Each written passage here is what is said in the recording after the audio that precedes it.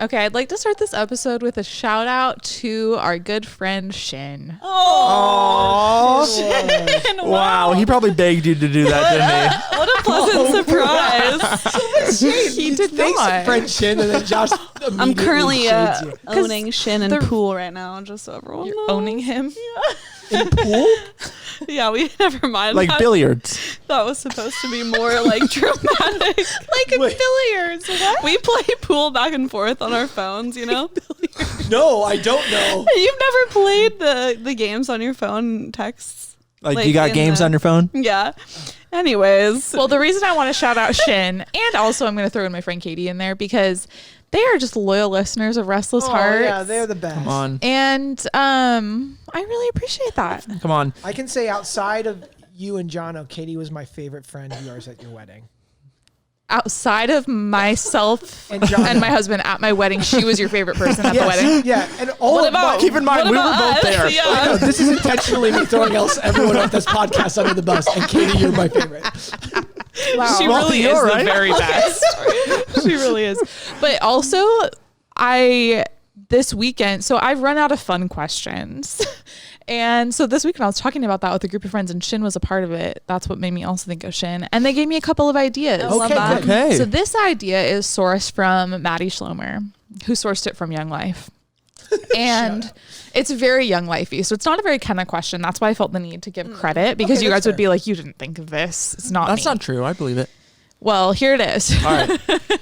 It's let me see if I can get this right. Maddie, hit me up if I didn't.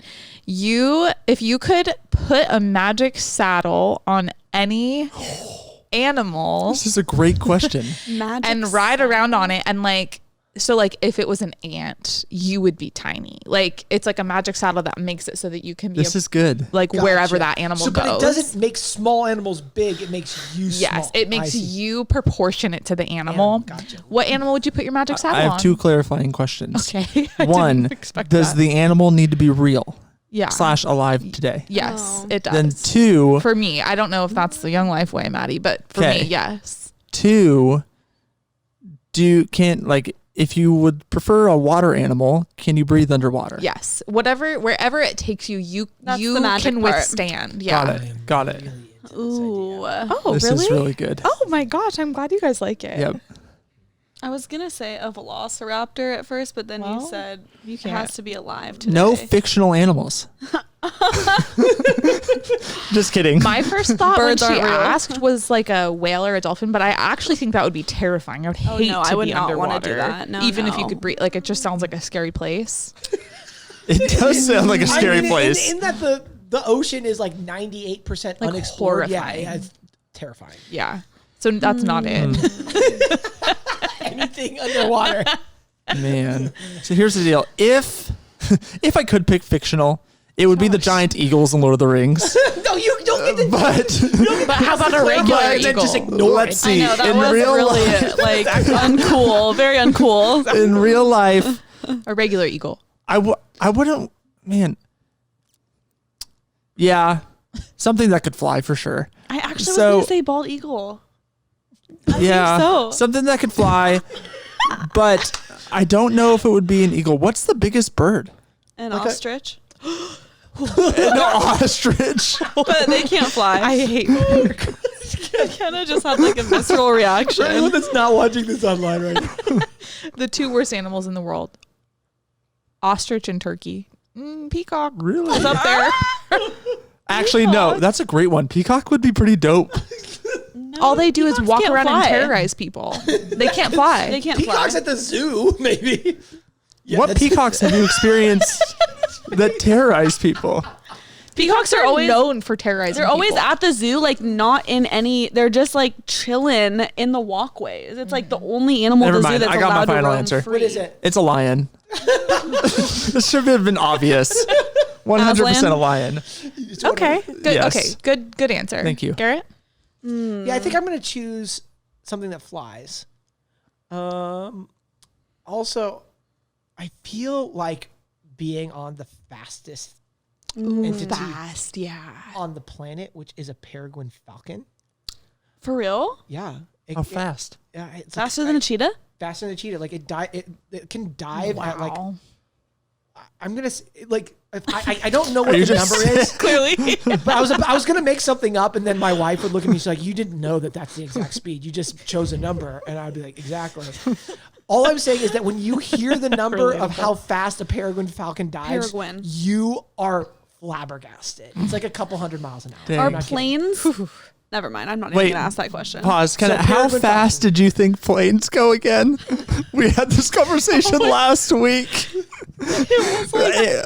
Listeners everywhere. Like slower than and a I car. quote. Okay, hold on, She hold said- on. Okay, oh, wait. First, listeners, think about how fast you think a plane goes. Okay, Please, get please a number do. in your head. It's not going to match this number. Okay, now you can say mine if you want. Kenneth thought it was 60 miles an hour, and then when we said, "Wait, what?" She said, "Wait, lower, 20 miles an hour." So But think about it. When you're on a plane, it goes. if you're wondering, planes go 550 miles an hour on average. They have to go above that to even like get off the tarmac. Like, what does it feel but like I when thought you they launch sped up off and then the they get ground? it and they're like they start going slow. My favorite is how Kenna reenacts. I think that's like the third time this week that something I've said has caused Garrett to get up. Leave his seat to like If you travel. are listening just in your headphones, you are missing out on Head the to visual YouTube. experience. That's true. Okay, so the Velociraptor. No, Peregrine Peregrine falcon. Falcon. Yeah. We'll Okay, solve Molly. this after. Okay, I'm gonna refrain from saying the fictional character that I would want to, just because I already Great, roasted thank Josh you. for doing that. But I'll tell you guys after. I think a bald eagle or a cheetah. I don't know which one, land or sky. So That is the choice. Yes. I don't think We've anything ruled out ocean. under the water though. Okay, weird fact about me: underwater shots in movies really scare me. So Like have you- I'm Really? always like, I just always. Have you seen Finding never Nemo? know what's going less in the animated world. She classifies that as a horror film. Yeah. Hold on, she's just terrified. I don't know why they just really get me. So have you ever watched the movie Abyss? Have you ever seen No. it? Ugh. And open water I do okay in. I mean, I do fine in open water. I like swimming, but like I wouldn't want to explore the depths of the ocean as an submerged. animal. Like, Me either. like being in a submarine isn't a good idea for you. I could be in a submarine. Oh, okay. I could be like in a protected thing like that. But I scuba wouldn't diving want to. is You not know a what? thing. I could scuba dive too. I just think that I'm very What's confused. going on? It's just the movies that scare her. That's I'm all. very confused about why underwater is just terrifying to you. Okay. Because we just explained the only ways humans are underwater. And you're like, those are all fine. I think like I don't know. Here, speaking of Finding Nemo, the thing that made me most sick when I went to Disneyland was the Finding Nemo submarine ride. Oh, I could really? not be in a submarine. Really? Same. Because I don't know. I have nothing else to add. Okay. I was Great. gonna try to explain it You guys further, were all but feeling pretty I sassy wouldn't. today. That's great. I Okay. think we say that every What about you, episode. Ken?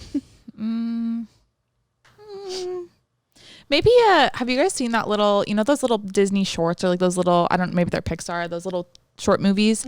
And have you seen the one with the animal that burrows and it makes little homes? What Yes. animal is that? Oh my Yes. gosh, yes. Is it like a gopher That was or at the a beginning mole? of Soul, or a right? mole maybe? Something like that. I yeah. might be that. It'd be kind of fun to like make a little tunnel and That was like a cute short. That it was was so cute. If you haven't seen it, Have you you seen should Soul, see it. Garrett? Yes. It was at the beginning of Oh, that. There's that a one. short. Okay, Yeah. Oh, what did you think of the movie Soul, by the way? And then we'll start talking about Yeah. it. Why are you baiting me? Controversial. Overrated. I mean, I liked it existentially. Like, I liked the experience of like learning to be present. Like, that was the whole kind of idea. That was very helpful. But it just kind of felt like Inside Out, the sequel, but not as good. but not as good. Yeah. Aesthetically, I will say, I agree. I loved the aesthetic. I won't be baited. It was a good movie. Alright. It was good. But I thought it was a little overrated. I had a little Yeah. bit of higher expectations for it. Yeah. If you disagree with these fools, let me know. There's a lot of debate between Josh and I and Josh and everyone else about what it's actually about. Yeah, really so just Josh and most people. that's the thing. No, wait. One tidbit of okay. information. Did you know that the largest animal that's ever existed on Earth exists right now? What is it? A Blue whale. Oh, The biggest animal that's ever existed on Earth. That's exciting. Yeah, I think I did know that. Wait, so Larger than a going woolly back mammoth? to it, if you wanted to choose blue whale, would you get blown up to the point where you could like ride a blue whale so you would be giant? Yeah, I think so, I right? guess. I don't know. We'll have to consult Maddie. You still don't pick it, but cool. Probably, yeah. We could ask Maddie, and we'll get back to it on the next podcast. I also say that in every episode, and then I never follow up with the things that I'm gonna do. We should do just a Follow-up podcast. We should go back and listen to all the things I said that I would return to. Well, what we are going to do today, and we did say the last episode that we are going to return to this topic of a sexual ethic, because in our last episode, we kind of deconstructed this idea of purity culture and talked about all the ways in which that is damaging to people inside and outside of the church. We talked about the ways in which that kind of constructs a false God, a God that isn't the God of the Bible. And so what we want to do today is talk about, if we look at the person of Jesus, what kind of sexual ethic arises out of that? Because if purity culture is doing the opposite and it is not taking into account who God really is, what if we do that? What comes of that? So that's what we're going to talk about today. Let's do it. I know. I'm so excited. And I'm going to begin with a controversial question, you guys, or maybe it's not, but I would like to know what you think about this. Was Jesus sexual? We're talking about sexuality, human sexuality, and what we do with that. Jesus was human. So does that mean that Jesus was sexual? And I think that question is really important because I mean, like we were just saying, Ken, like last time as we were talking about it, we were talking about how the reason purity culture is so bogus is it constructs a vision of God that is bogus. Yeah. And you can tell that because of who Jesus is. Yeah. And Jesus has the full revelation of God. And so if this question is actually, if we're thinking through our modern understanding, like this is the most uncomfortable way to get in there, to like think about, to get in there. Sorry. You guys, the sex puns in this are really going to be on next level. Someone right now should keep a running tally of all the places that there could have been a sexual pun and just let us know.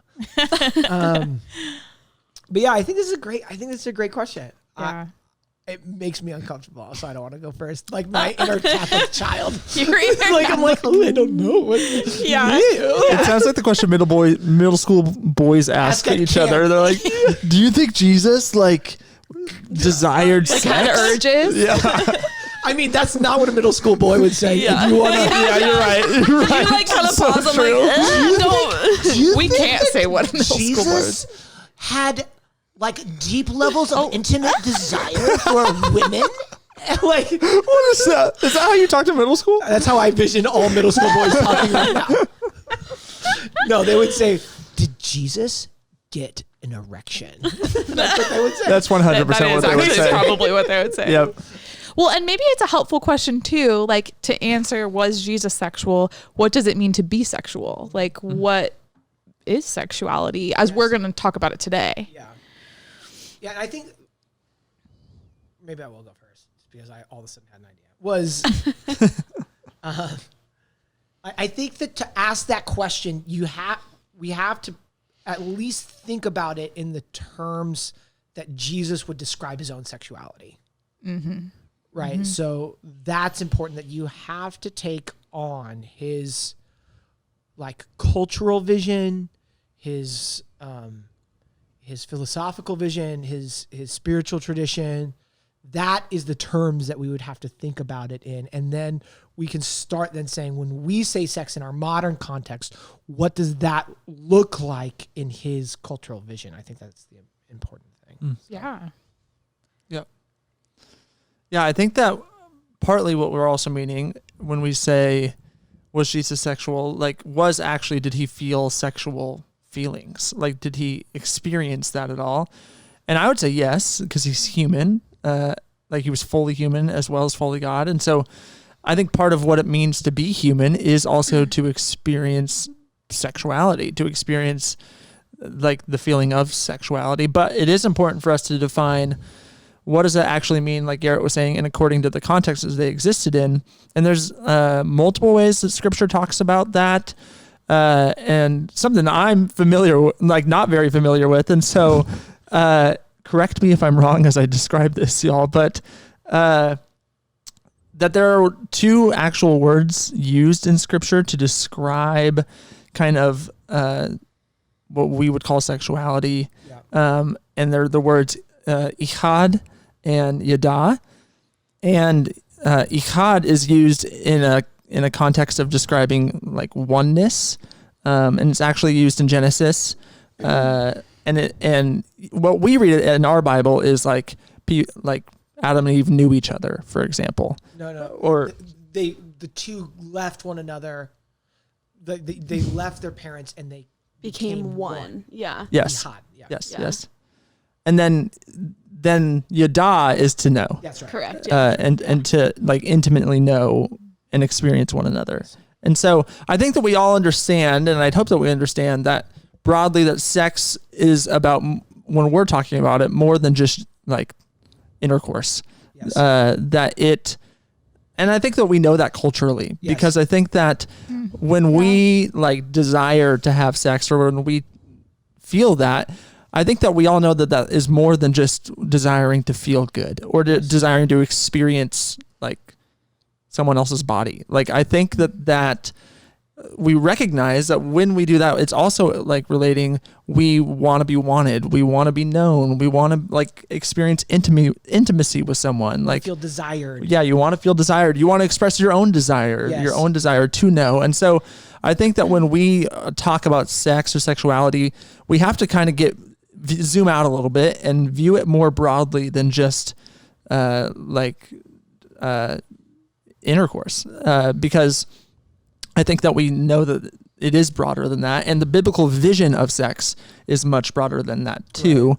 And it includes both of these things, ichad and yada, which, like we said, oneness and knowing, which are a part of the experience of sexuality. So yeah, and just to build off of that, Josh, like in Genesis 2, it says, like, it would say that the biblical writer says that Adam and Eve knew the difference between good and evil, yada.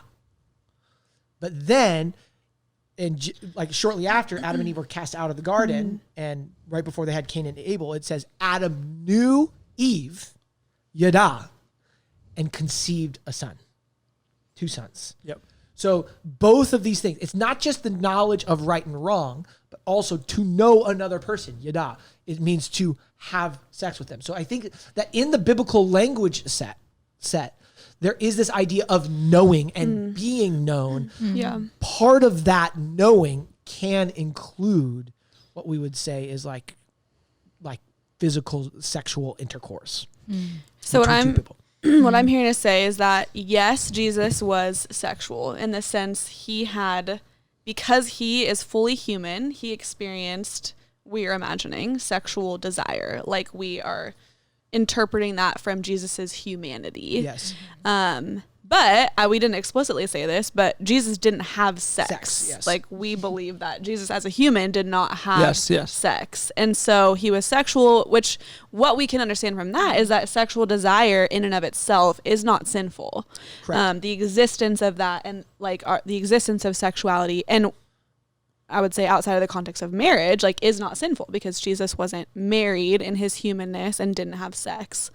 And in addition to that, we understand that our sexuality actually points towards a desire for this ihad or this oneness, which is, or this yada, this knowing, that we see described in Scripture around the idea of sexuality. Yes, and I think we would also say that Jesus experienced, even as a human, in his dual natures, let's say, in both his like 100% humanness and his 100% divinity.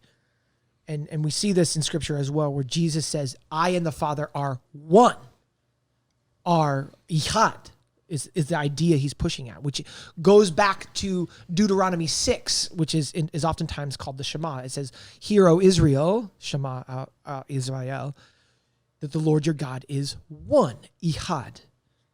And this oneness is also like that. Ihad is also the version where it says, "A man shall leave a woman and they shall become one flesh," Ihad.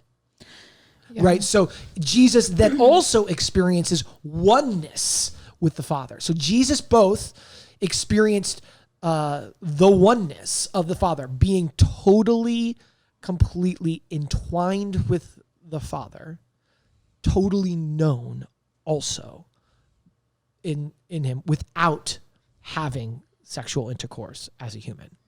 Yeah. So he experienced both. Which is wild. Yeah, It's it wild. is. It's Yeah. really wild.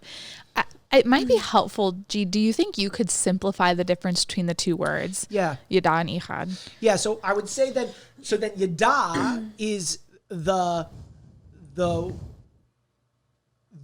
desire to know and be known fully and completely, including in our like physical sexual intimacy, to be completely like one with another person. And this That's Yada. yada, yes, to be known, to be totally, completely in your fullness understood, Including physically. physically.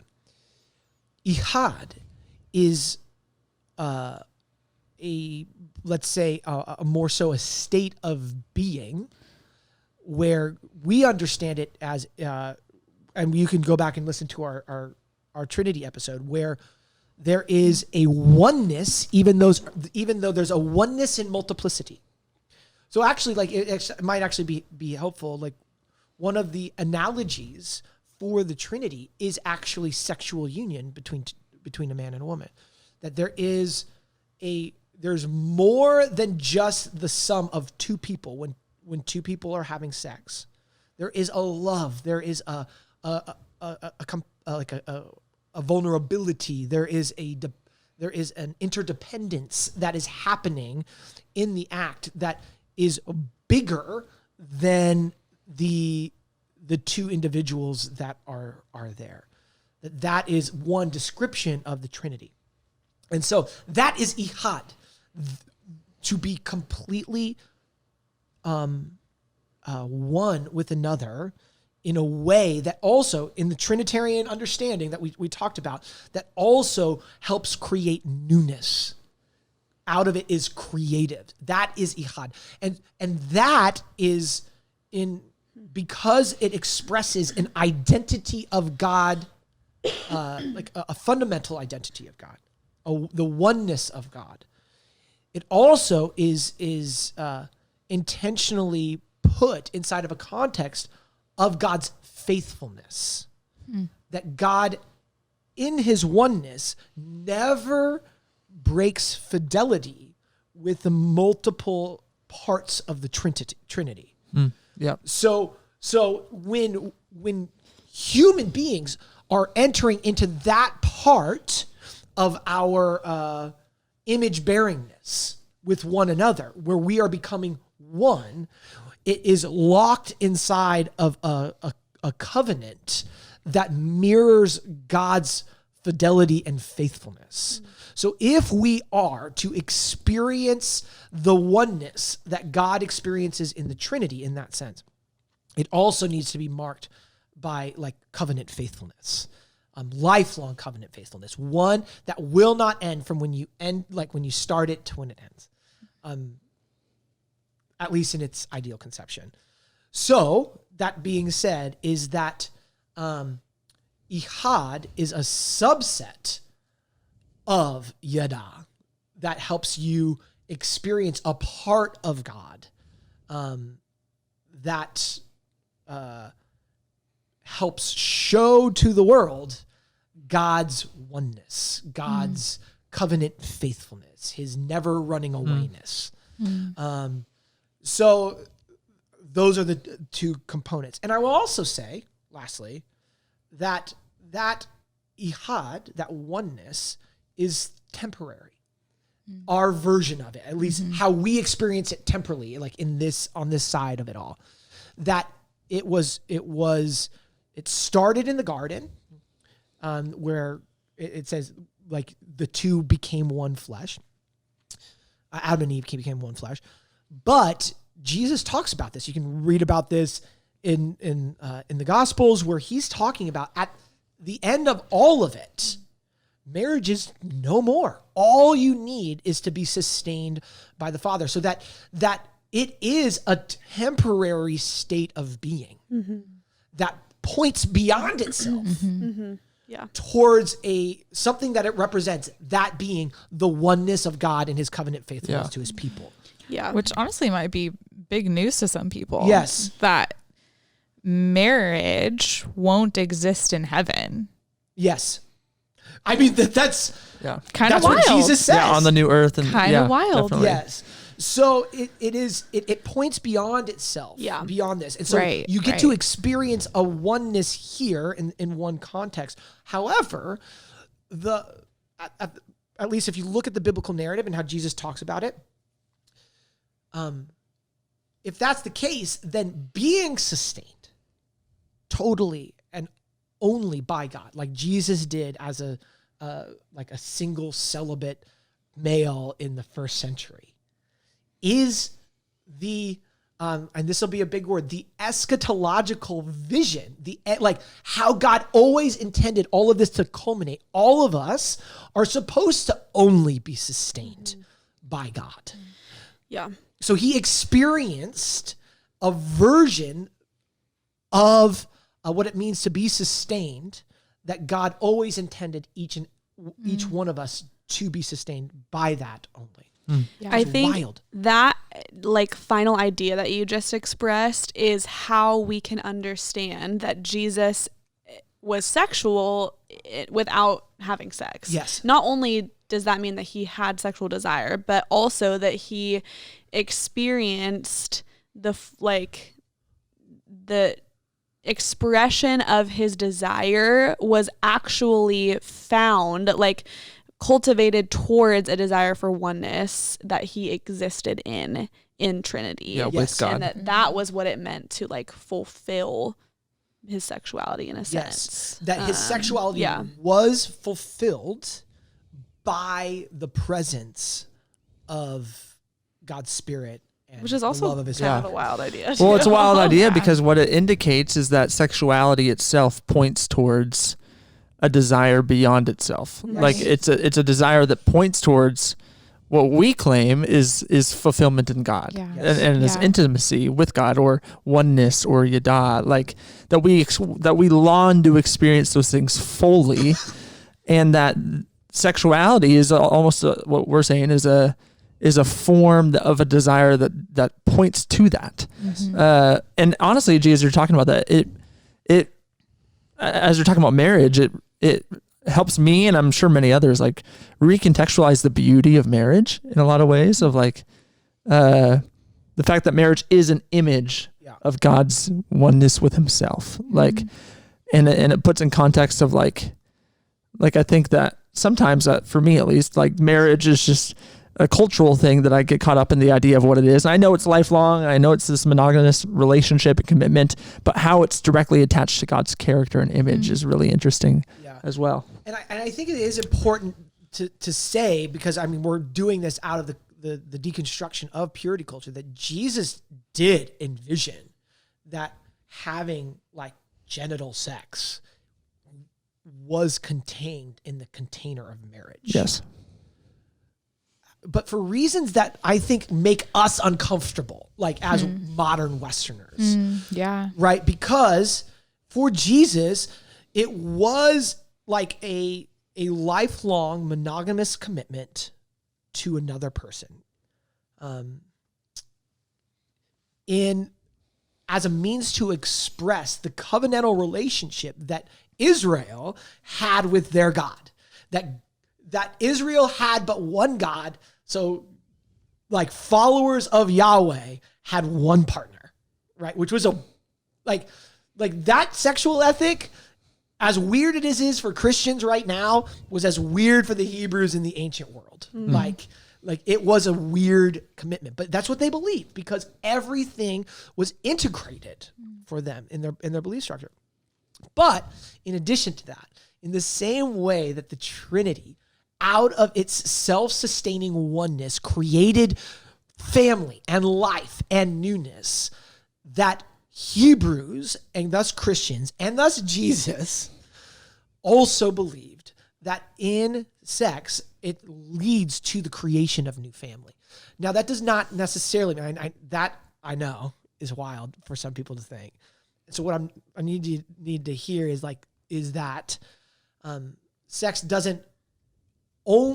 isn't Christian sex only if it leads to kids. Like, that's not what I'm saying. Christian sex. What I'm saying is, or like godly sex, right? Because that is part of the Catholic tradition. Like in the Catholic tradition I grew up is like you only have sex to make new kids. Otherwise, it involves pleasure, and like that pleasure is bad. I don't know. Everything you're saying is funny to me. New kids, Christian sex. But it has to be open to creating new life. That is how historically sex was made to accomplish. It was meant to procreate. And so it's not that Christians only have sex to make family. It's that you enter in covenant friendship with another person.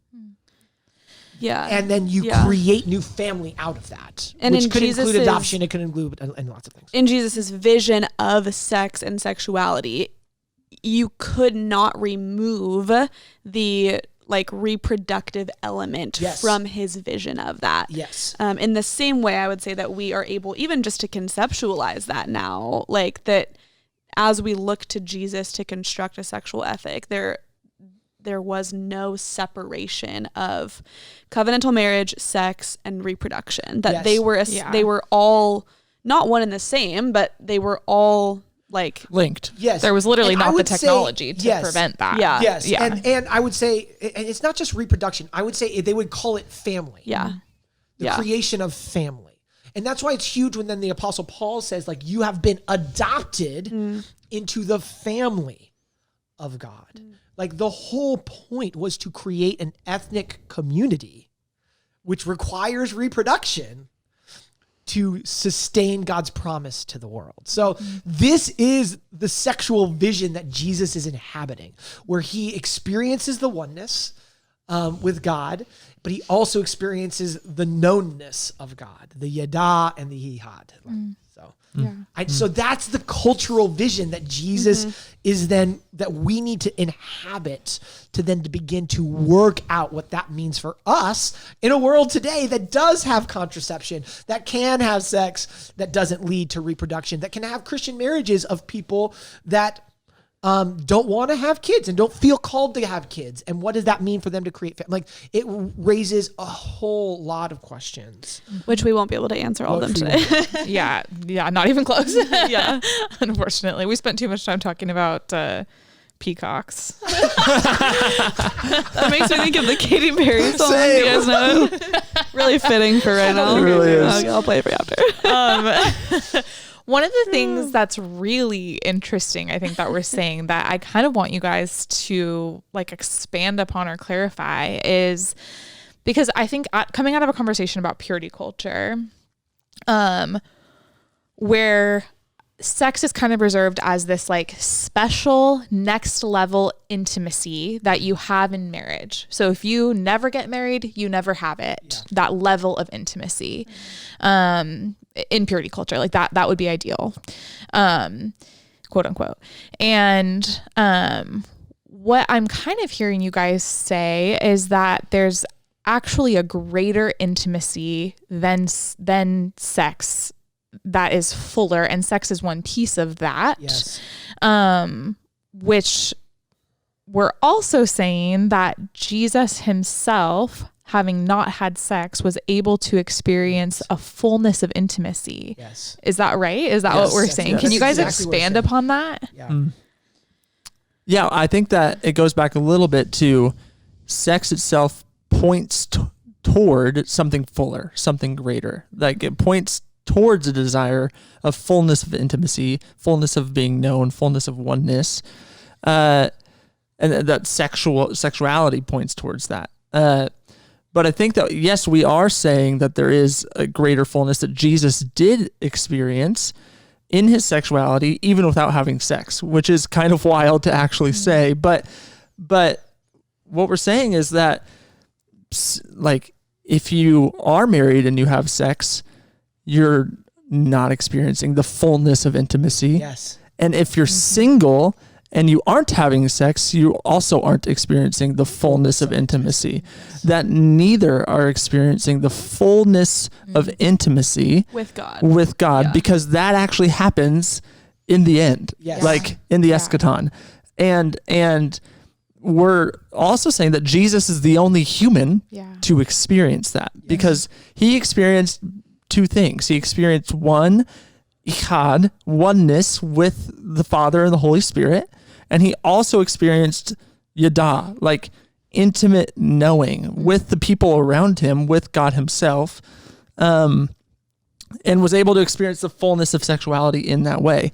What we're saying is that if you are in marriage, you're actually missing part of a particular version of sexuality, because in marriage, you're not experiencing the like reliance or dependency that Paul would say that single people are experiencing when they're not married. Yes.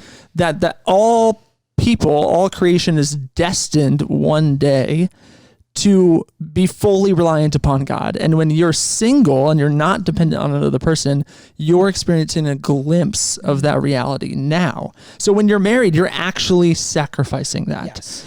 But we're also saying when you're single, married people are experiencing ichad in a way that single people can't. That, like, this oneness with another person, because two flesh becoming one, that is unique to marriage. And so in both ways, both are not actually experiencing the fullness of sexuality, the fullness of intimacy that God has for humanity. So I hope that summarizes that a little. Yeah, that was great. Really great. Good job, Yeah, Josh.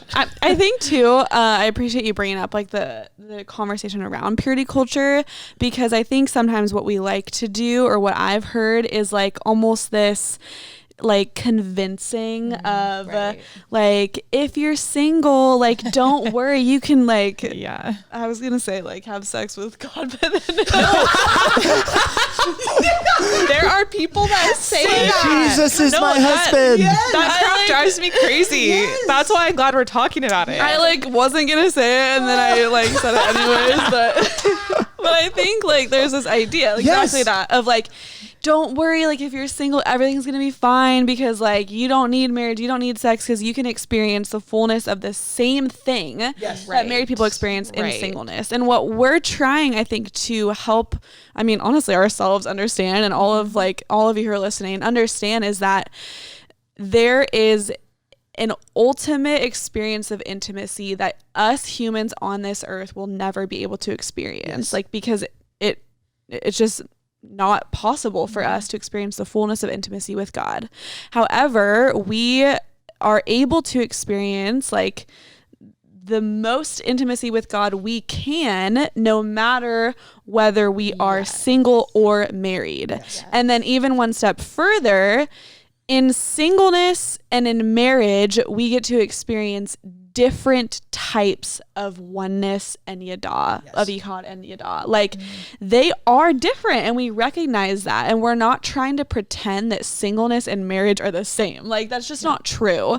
And like Josh was saying, there are sacrifices that each like calling or vocation has that the other doesn't, and that there is an experience of intimacy in singleness that in marriage you don't have in the same way, and there's an experience of intimacy in marriage that in singleness you don't have in the same way. However, one is not better or more full or more holy than the other. And I think that is really important to communicate. Yeah, I mean, if we're going to listen to the Apostle Paul, he would actually say the preferred state is singleness. Is singleness. Yeah. Because it is in Paul's vision, right, it is the state that all of us will enter at the back end of all of it. After, like, can you say what that means? Yeah. Tally number 1. I'm sorry. Sexual pun again. Yeah, you're gonna need to unpack that one. That was too easy. Okay. Yeah, all is like at the end of time when God makes all things new. We all are going to be solely sustained by the love of the Father, by being known and one with the Father. And that's most reflected on earth right now in singleness.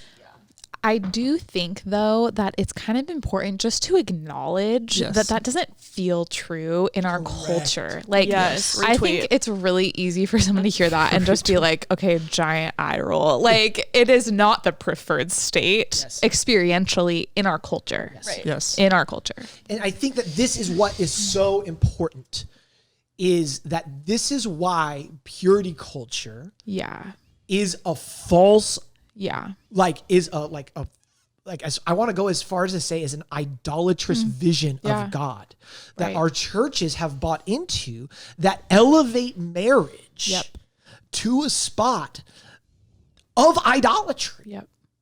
Because we think it is a higher form of intimacy and knowing. Yep. And what Paul and the scripture and what Jesus is himself doing is confronting that with a different vision that says both. And if Paul would say he would like weight it towards singleness, would because you get to cultivate a version of what it means to be human that you're going to experience for all eternity.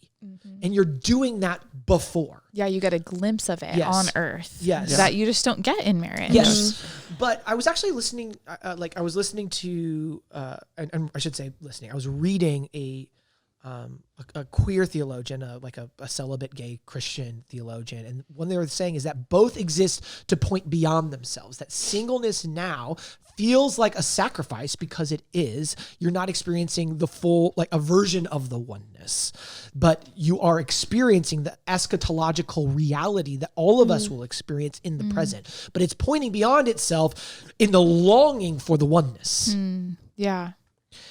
And then they were also saying that if you're married, you experience a oneness that points beyond itself, that's not fully complete into the eschatological vision that you are right now just catching a glimpse of in your marriage. Yeah. Yes. That's really, really That's super helpful. profound. So like you pushing, they both point beyond themselves to something else. And I think that this is the most important thing that we can say about creating a sexual ethic around Jesus, is that Jesus says that his sexuality points beyond the present experience towards a kingdom that is coming, crazy enough.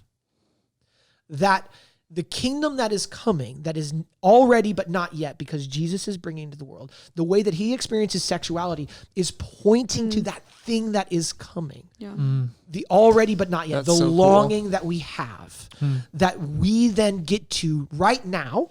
As the Apostle Paul would say, we know in part, but then we will be fully known as we are fully known, as he says in 1 Corinthians 13. So like right now we are knowing just in part, and we're only going to know one portion. If we're single and we're called to like a vision of singleness for a season or our whole life, we experience a version of being known that we get to cultivate. And if we are called into marriage, there's a version of intimacy and knownness and oneness, ihad, that we get to cultivate in this time. But both point beyond themselves to the thing that is coming. So good.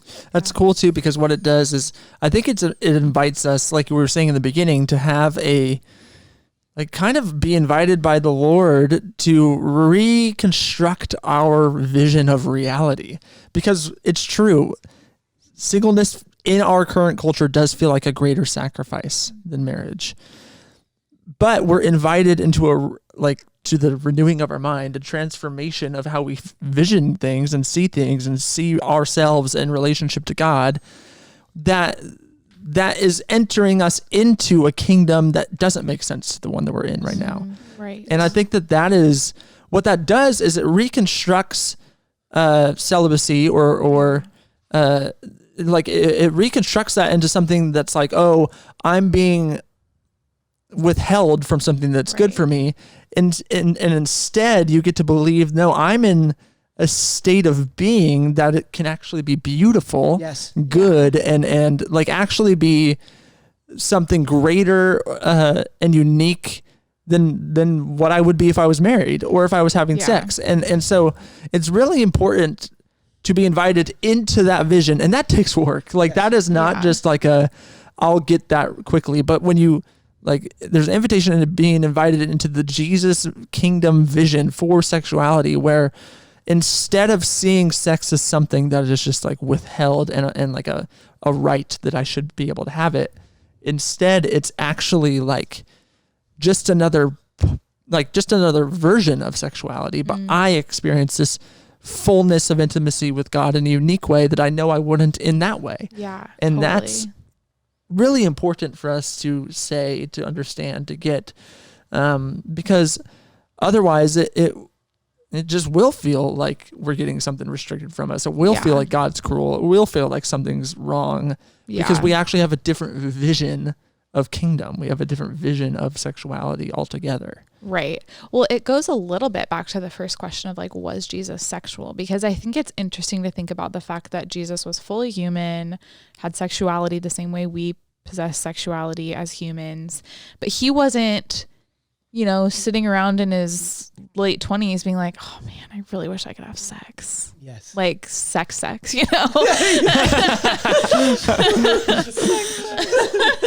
Like, what have we been calling it? Genital Sex. Genital sex. Yes. Like Jesus. Genital sexuality. Like Jesus wasn't sitting around being like, oh man, I feel like I'm missing something. Yes.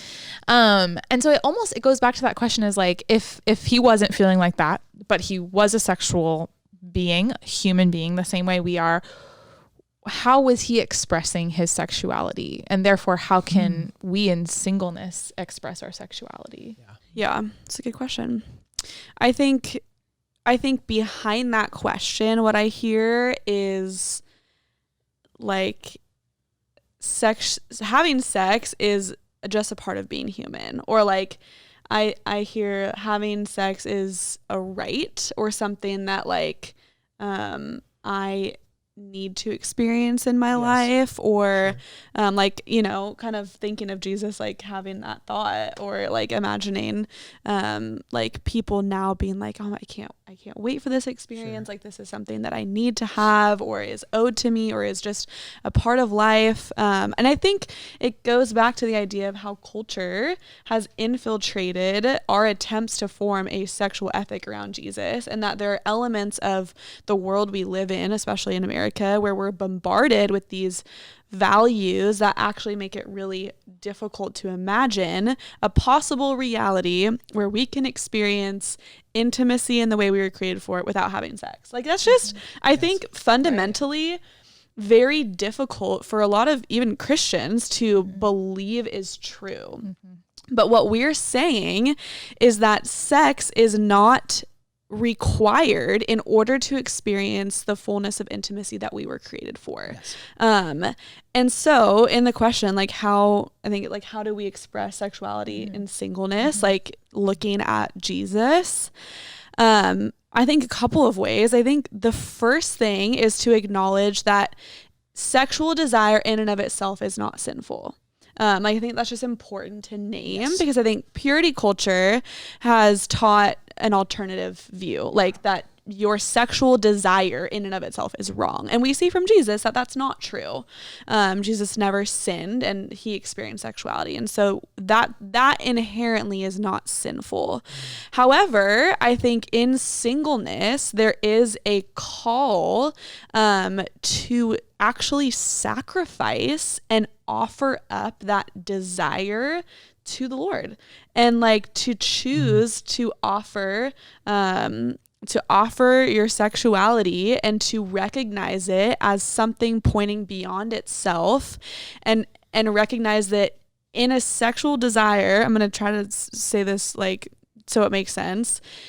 sex is not necessarily the ultimate fulfillment of a sexual desire. That's right. Does that make sense? Absolutely. Yes. The fulfillment of a sexual desire is intimacy. And so in singleness, allowing your desire to be cultivated in a way that actually points you towards the Lord. Yes. And there's a couple of ways I think that you get to do that. One of them is by actually like sacrificing the desire, like in the moments when you experience that, like recognizing it as an offering to the Lord. And then in another way, I think like in singleness, there's an opportunity to cultivate that desire in the sense of like not feeding into your temptation, like being aware of the places that are actually going to cultivate your sexual desire to end itself towards sex, like based on what like you watch on TV, the things that you talk about, the ways that you think about sex and sexuality, not in a purity culture behavior restrictive type of way, but in like a awareness of how you're cultivating your desire and a willingness to sacrifice those things to the Lord in all of that, like in your singleness. I think that if we're cultivating like that the only end to sexual desire is sex, then it's going to seem really, really, really impossible to not have sex. Yes. But if we cultivate like the fact that a sexual desire could have a different end, like that there's actually a possibility that like as humans it's possible to not have sex, like crazy, like I think that it is possible to allow that to be something that points you to the Lord and towards flourishing as a human in singleness, whether that's for a season or whether that's for an entire life and like an entire vocation. That's really good, Molly. That's so good. Yeah, and what I'm hearing you say is like you get to choose where you desire to find the end of your sexuality in. Like you get with the Lord, I would say. Yeah, you can cultivate it in a way that that sex is the fullness of that. Or you can cultivate it in a way where God actually like fulfills that, which is strange to say. I know, it's super It's weird. weird to say. Like it's Super weird to say. common for people to do. Yeah, it's uncommon. Yes. But man, I just keep feeling like that with a Jesus sexual ethic, it is such a way of like difference that I think actually testifies Jesus. Yes. Like that I actually think is a witness to the world, and it's such a unique way because it's strange, because it's different. And part of me is like, I don't blame Christians at all for having sex before marriage because they've been sold a terrible narrative about why. Yes. Like, or what is the vision, or where does that come from? Because it doesn't line up. It doesn't make sense. But there is a vision. There is a truth to it that we can deconstruct the things that we know don't line up with Jesus, but also hold to the truth and reality of Jesus' sexual vision, where it produces goodness and beauty and like a witness to the world that is restorative and it's just like, right. I think that is really important to recognize that even if you end up in similar places in the ethic of purity culture versus Jesus, like what we're trying to talk about, where like single people don't have sex before marriage, in genital sex before marriage, married people can have sex, but the process you get there is profoundly different and profoundly important, or else it does fail us. But Molly, I think also like, and Josh, what you're saying, what Molly, you're saying actually sparked this new idea in me. And that also matters for when you get married. Yes. Because you need to learn to cultivate your desire in a way that finds its end in God. Because I mean, I'm married. Every time I have a sexual desire, I don't have sex with my wife. Right. Yeah. You know what I'm saying? Or my wife, every time she has a sexual desire, does not necessarily mean that we have sex.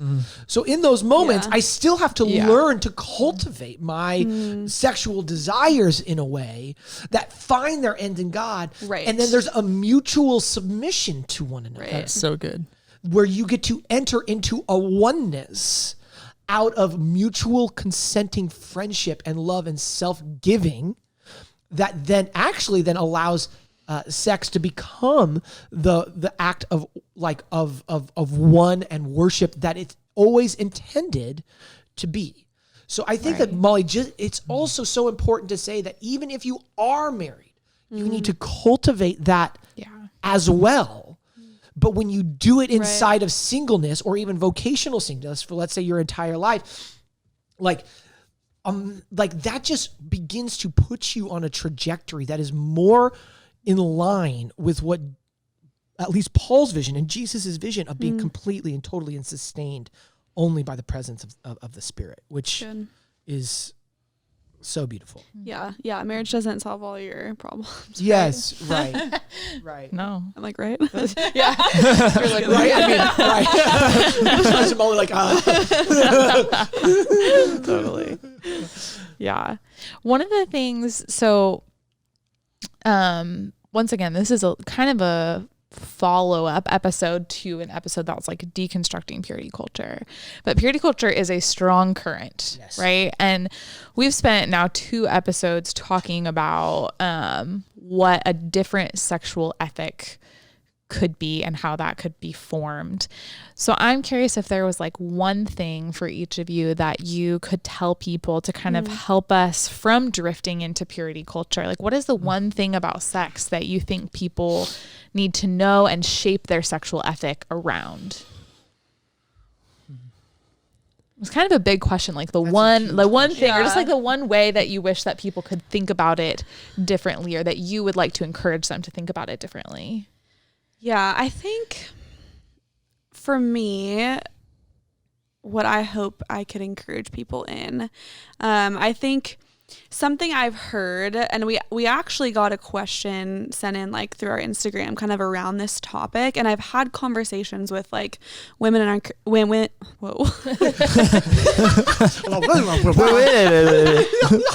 I've had conversations with women in our community about this topic throughout the past few years. And it's kind of the idea like, okay, so if in singleness, the way that we express our sexuality is by like not essentially like sacrificing it and not expressing it, then there's this, I think, like follow-up thought train that then it's kind of like rooted in purity culture, I would say, that then what happens if someone does get married, and then there's this idea that like, okay, well then in marriage, like you're supposed to have sex and like you're supposed to figure it out, and there's like all this cultural pressure, and I think even pressure in the church rooted in purity culture of like once you're married, like sex is supposed to be like fabulous and perfect and great, but like what about before? And I've heard this analogy of like running a marathon. So like in the analogy, the marathon is like sex on your wedding night or whatever, like sex in marriage. But they said like, but before you run the marathon, you're not supposed to talk about running, think about running, or actually run. Right. And I was like, that actually like makes kind of like, it makes sense. Like, and then your wedding night's supposed to happen. You're supposed to be able to do the marathon. Exactly. Yes. Yeah. Exactly. So yeah, you're not supposed to talk about sex. You're not supposed to have sex. You're not supposed to think about it. But then on your wedding night, like you're supposed to just like perform or whatever. And so, which I think that has a lot of truth to it. That's 100% true. That is one in purity culture vision. Yes. It's true that's the expectation. Yes. Yeah. It's not true that you're supposed to do. Correct. Yes. Yeah. Correct. So what I heard like on some other platform, some people talking about this analogy, and what their solution to this problem was, well, you better start running before your wedding. Like you better start running before the marathon. So in essence, like if this is the expectation, then before marriage, you should start talking about sex, thinking about sex, exploring sexuality. And I just think that is such a misconception of how we get to live this out. And so my like encouragement in that place, if you are feeling like I want to be married someday and I'm like scared for what that looks like, or I have a lot of shame wrapped up in experiences, or I don't know how to navigate like this desire for marriage, but also this like supposed like repression of sexuality. I would say, to use the marathon analogy, like the start of your marriage is when you go on your first run. Like, it sounds really cheesy, but like, Yes, because marriage is a freaking marathon. right. Yes. Like, the solution is not to go and figure it out beforehand, but actually to reframe your conception of marriage and see that the start of your marriage is the start of your oneness with somebody, and that you don't actually have to have like it all figured out at the beginning. And so I don't know. I know that for me, like, that actually has brought a lot of like peace around this idea. And in a lot of like, with a lot of young like women that I've talked to have like shared that same, like, I don't know, same feeling and stuff. So that's my encouragement. And I think that it's just one piece of purity culture that I've experienced, that I've seen kind of played out, and that I hope people can sort of reframe that shouldn't be the expectation on you. And if that is, then like, I hope you could begin to recontextualize and maybe like break down some of that purity culture narrative that like your wedding night even, or like the start of your marriage, like doesn't have to be full of all these expectations of you, man or woman for that matter. So that would be my encouragement. I think, Molly, I just want to say this because I think it's important, and that's you as a single person, right, wrestling with that idea. Yeah, totally. Mm-hmm. And I think that that's really important to say. Like, it is possible. That's not like Molly's not like more spiritual than anyone. Just kidding. That was kind of my spiritual mentor. Just kidding. But like, all that to say, I am very. The audio. yeah. Like, but like, all that to say is like, you can't. That is a possibility to cultivate. And I will say though, like there is an element of like you can. If we're saying this all, it sits and embedded in what you're saying, Molly, is that if what we're trying to do is recontextualize sexuality as something that points beyond itself into finding ultimate fulfillment in being known and intimacy, right? You can begin to cultivate that and what it means to be known, and to understand what it means to know and know another person. And I think that was another piece of what I just wanted to come back to this idea that we were talking about, experiencing your sexuality and singleness, is that if what we're saying is true about how Jesus experienced his sexuality, is that what we learn from Jesus is that, and this goes to what I think you're saying, Molly, is that that what Jesus was able to show us is that it's possible to be a human that doesn't, that lives without sex, but it's not possible to be a human to live without intimacy. And what we saw in Jesus' life was him cultivating yada, to be known by a community of people, Yes. by friends and family, to be known by his God, that his needs of intimacy were met. Yes. Right? Now, I will say also that in particular, it is actually really important for the church to cultivate, support, and encourage lifelong commitments of like celibate singleness across the board for this vision to make any sense. And the church, and I'll put Ecclesia as one of the first places, the church that I help pastor, has not done a good job at, is creating a culture that supports and takes care of people who are actively committing to celibacy as a form of their conviction that God called them to that way of life, whether for the entirety of their life or for a season.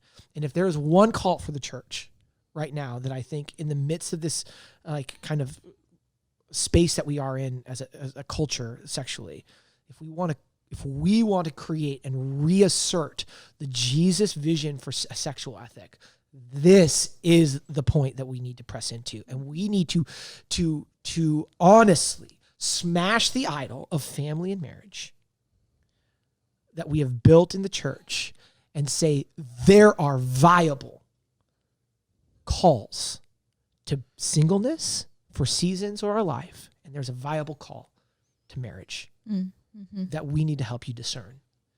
And if you called into singleness, there is a whole world that is not set up for you to have financial security, intimacy, like care or concern if when you come home, like if you get hurt when you are out around. And if I got hurt, my wife would be like, where is Garrett?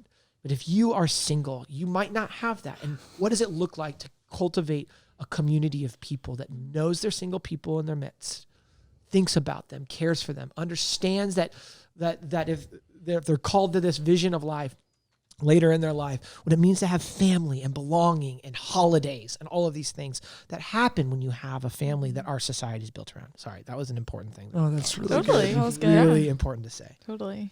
Here's the thing that I would want to say, just out of all of that. If you're going to deconstruct purity culture, go all the way down. All the way down. Number 2.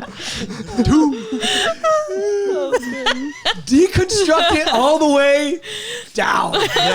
Yep. Go all Don't the pull way out beforehand. Yeah, just go all pull out the too way early. down. Good gracious. We're going to have to put the explicit on this. If that's explicit. They're all innuendos, so it's okay. That what Molly was saying is, if you still think that to be human means that you must have sexual intercourse with a person, you are buying into the myth of purity culture. Still to this day.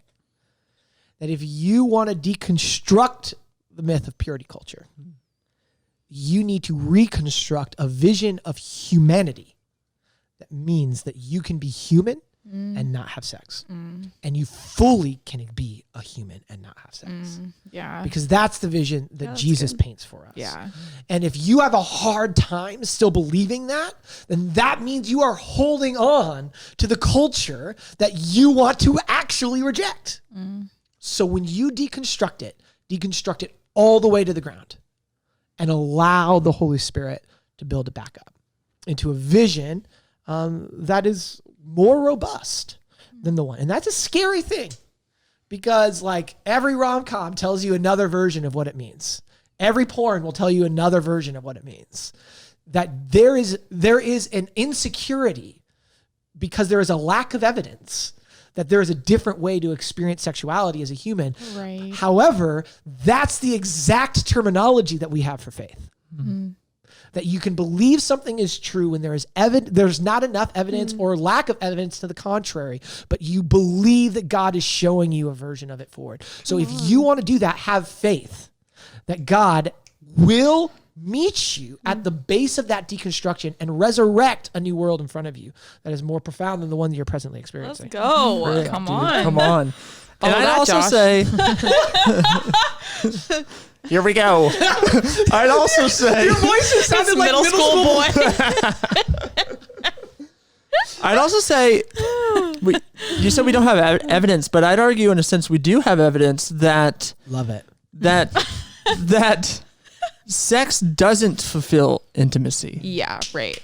Because Yes. people are having sex all the time and they're like super miserable having it. and super lonely. So if sex is the fullness of life experience, if sex is Then the fullness of yikes. intimacy, Yeah. Sheesh. then it's going to let you down because that's like, even though we know that, like we know that people who have sex aren't necessarily more happy, Right. aren't necessarily more satisfied, aren't Right. necessarily more like joy filled or given peace or experience or be that they're known or anything like that. Like we know that sometimes having sex actually makes you like want that more, like actually makes you outside of the context of marriage, makes you feel like you need more intimacy.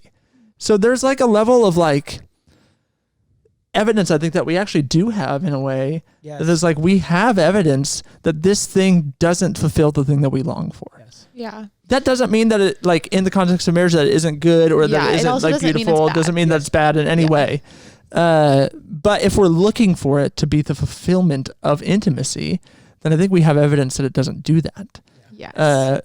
So I think that's important to point out because I think that we still Josh. pursue that like it does. right. And on a second note, I think that what I would encourage people or what I want people to know is largely, I mean, it's simple, but it's that God is good And if that's true, his vision of sexuality for you is good. Like, Yes. and it's actually beautiful. Yes. And maybe that's where you need to start. Like, maybe it's actually starting in like, do I believe God is good and that his vision of what sex right. means for me is good? And I feel like that actually might be a place to begin. Yeah. Cultivate that. Yeah, to cultivate believing that God is good and that he desires goodness for you in whatever season you're called in. Like, if you're called into marriage, if you're called into singleness, like that whatever state you're in, that you can actually receive God's goodness through the invitation that he has of his sexual ethic in those spaces. And I think that there is a level of like, sometimes we don't want to like, sometimes we don't just want to be obedient for obedience sake, but I think sometimes actually obedience towards God, because we believe he's good, is a step, like is a beginning step. Right. Even after all this conversation, you're like, I still don't really know why. I still have a lot of these questions. Like, I think it starts with like, that's okay. Like, we have a lot of questions too. We're all still figuring it out, but it starts in believing that God and what he has for you is actually good and isn't restrictive and isn't to punish you and isn't to keep you from good things that are beautiful in this life. Yeah, I'd say that. Totally. Yeah, totally. Yeah, it's kind of what I'm hearing from you, Josh, is like, sex is not bad. Sex is actually beautiful. Yes. It's just not, it's not enough. And Yes. it's not everything, and it's not the only way Yes. to have and cultivate intimacy. Yes. Like, it's just not the ultimate way. It's not the only way. And it points beyond itself. Right. Yep. But it's not bad. And Yeah. I think what purity culture does is it elevates it to the highest, and what the sexual ethic that we're just barely beginning to build in this conversation, because we just don't have all the time, but like, is that sex is not the ultimate. Intimacy with the Lord is the ultimate, and like sex and marriage and oneness and singleness and calling, like there's so many ways that intimacy can trickle down and be expressed and manifested, and sex just isn't the only way. Yeah. And all we're doing, like, I think this is just off what you're saying, kind of any sort of culture that church sexual ethic is built from this vision or culture that Jesus is showing us. That I think what we're being invited to in the modern era of the church is to create a different set of tactics based on the vision of Jesus that align with his character and his life. And his character and his life are a witness, at times like an inspiring witness, but also at times a prophetic witness to the cultures that we've presently built.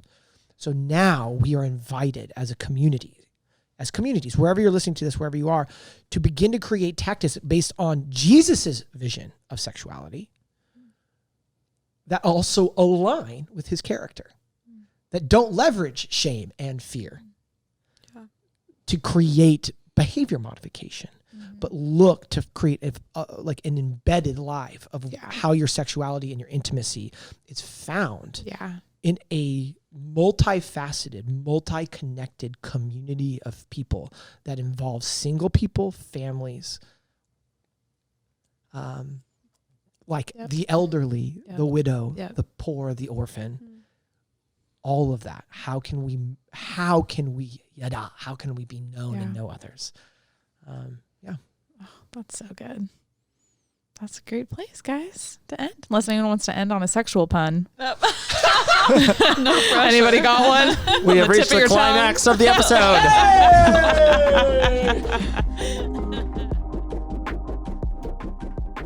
Thanks for watching. If you enjoyed this video, like it, subscribe to our channel, and turn on notifications so you can stay tuned for all of our content.